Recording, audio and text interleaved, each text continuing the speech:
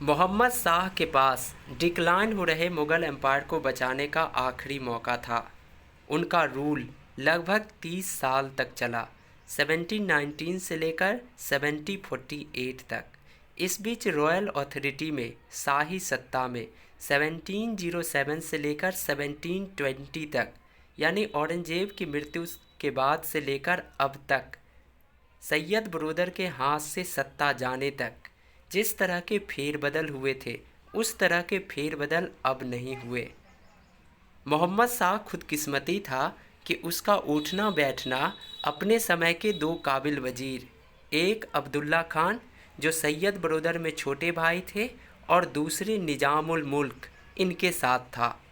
तो अगर वह चाह लेता तो इन काबिल वजीरों के राजनीतिक सूझबूझ का इस्तेमाल डिक्लाइन हो रहे मुग़ल एम्पायर को प्रगति के राह पर वापस लाने में भी कर सकता था।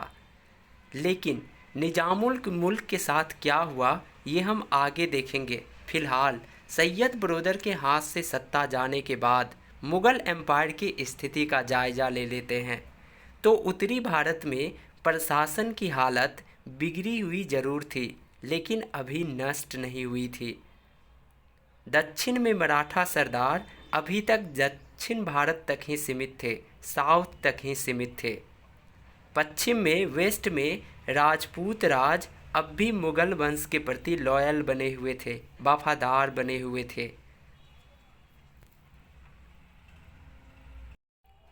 तो मोहम्मद शाह के शासन के शुरुआत में बिगनिंग में पब्लिक के बीच मुग़लों की प्रतिष्ठा एक इम्पोर्टेंट पॉलिटिकल फैक्टर थी। मुग़ल फ़ौज, मुग़ल आर्मी, खासकर मुग़ल तोपखाने, आर्टिलरी की ताकत को नेगलेक्ट नहीं किया जा सकता था, नज़रअंदाज नहीं किया जा सकता था। तो मोहम्मद शाह अगर विजनरी होता, पावरफुल होता, तो वह उस समय के नॉवेल्स के सपोर्ट से स्थिति को बिगड़ने से रोक सकता था, क्योंकि नॉवेल्स अपने ऊपर आने वाले मंडराने वाले खतरे के प्रति जागरूक हो चुके थे। लेकिन मोहम्मद शाह ऐसा कालपुरुष नहीं था, मैन ऑफ द मूमेंट नहीं था। वह दिमागी तौर पर कमज़ोर था, ऐश मौज और अय्याशी की जीवन जीने में ज़्यादा दिलचस्पी लेता था। वह अफेयर्स ऑफ स्टेट, राजकाज पर भी कोई ध्यान नहीं दिया। अभी उसे ज़रूरी था कि निजामुल मुल्क जैसे काबिल वजीरों को अपना पूरा समर्थन देता, लेकिन ऐसा करने के बजाय वह भ्रष्ट और नालायक चापलूसों के कुप्रभाव का शिकार बन गया। लेकिन यह औरंगजेब के बाद आने वाले मुग़ल एम्पायर के लिए कोई नई बात नहीं थी। यह गुण मानो उन्हें विरासत में ही मिले थी, जैसा कि आप पहले भी देख चुके होंगे। तो मोहम्मद शाह अपने ही मंत्रियों के खिलाफ साजिशें भी करने लगा, लेकिन हद तो तब हो गई जब वह अपने कृपापात्र दरबारियों द्वारा उगाए गए घूस में भी हिस्सा लेने लगा। तो आपने देखा कि शाही सत्ता का दुरुपयोग अपने ऐश मौज ज़िंदगी को जीने में करने लगे मोहम्मद शाह। लेकिन ज़रा सोचिए, अगर वह ऐसा नहीं करते तो इतिहास उन्हें रंगीले के नाम का उपाधि देकर सम्मानित कैसे करता, लोग उन्हें रंगीला के नाम से कैसे जानते। तो सैयद बरोदर के हाथ से सत्ता जाने के बाद मुग़ल एम्पायर में एक पॉलिटिकल वैकेंसी क्रिएट हो चुका था। तो उस समय के काबिल सामंत नोबल्स निजामुल मुल्क काफ़ी दिनों से बेसब्री से इसी पल का इंतज़ार कर रहे थे। वह दरबार में, कोर्ट में चल रहे निरंतर झगड़ों से ऊब चुके थे।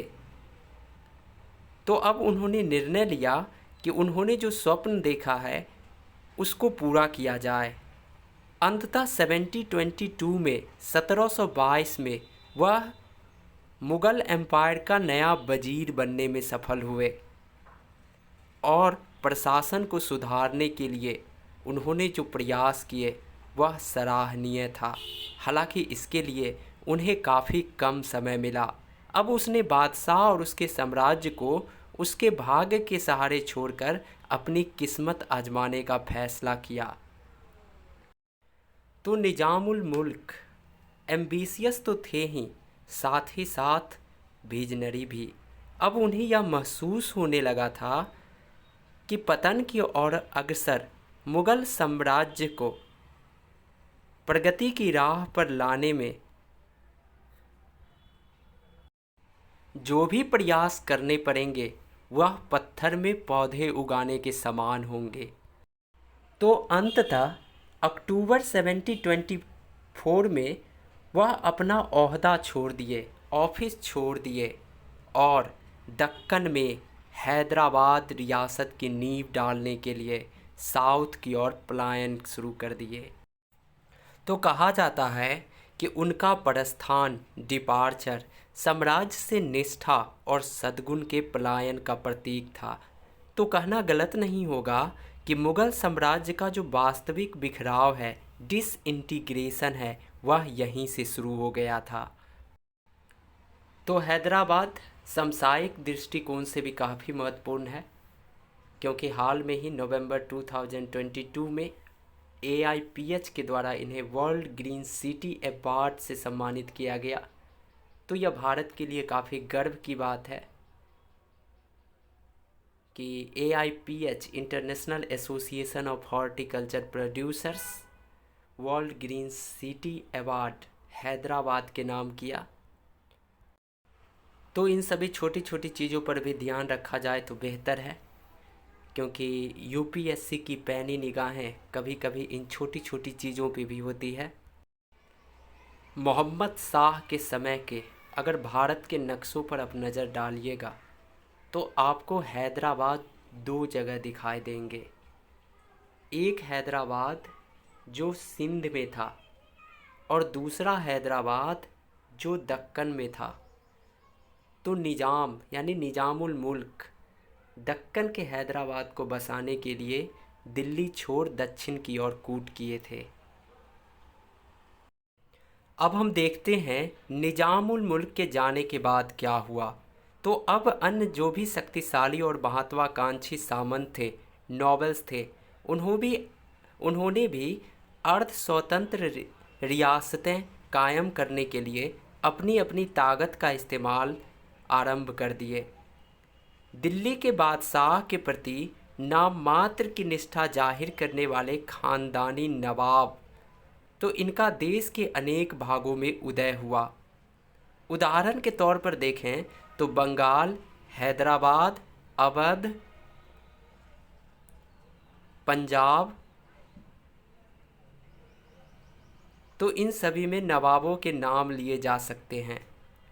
हर जगह छोटे जमींदार, राजा, नवाब ने बगावत और आज़ादी का झंडा बुलंद किया।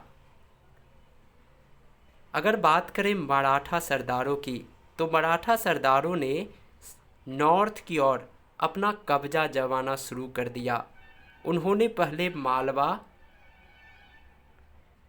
फिर उसके बाद गुजरात और फिर बुंदेलखंड को रौंद डाला।